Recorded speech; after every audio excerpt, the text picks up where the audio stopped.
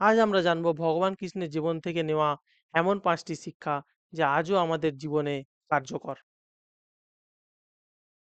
মহাভারতে ভগবান শ্রীকৃষ্ণ শুধু এক দেবতা নন, তিনি ছিলেন এক অনন্য কৌশলী ও মহান নেতা। সঠিক সময়ে সিদ্ধান্ত নেওয়া। মহাভারতে শ্রীকৃষ্ণ কখনো তাড়াহুড়ো করে সিদ্ধান্ত নেননি।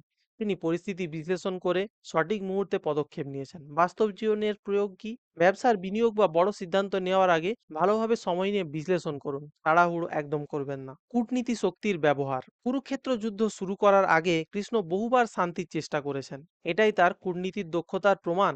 বাস্তব জীবনে কি প্রয়োগের? সম্পর্কের সমস্যায় সরাসরি আঘাত না করে আগে আলোচনার মাধ্যমে সমাধানের চেষ্টা করুন। দলকে অনুপ্রাণিত করা। অর্জুন যখন হতাশ, শ্রীকৃষ্ণ গীতা শোনালেন, যা শুধু যুদ্ধ নয়, জীবনের দিশা দিয়েছে। বাস্তব জীবনের প্রয়োগ কি?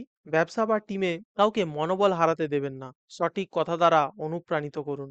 নিজের শক্তি ও সীমাবদ্ধতা জানা। কৃষ্ণ জানতেন তিনি যুদ্ধ করবেন না, কিন্তু তিনি বুদ্ধি দিয়েই যুদ্ধের গতিপথ পাল্টে দেন। বাস্তব জীবনের প্রয়োগ কি? নিজের দক্ষতাকে চিহ্নিত করুন, দুর্বলতাকে মেনে নিতে শিখুন এবং অন্যের শক্তিকে কাজে লাগান।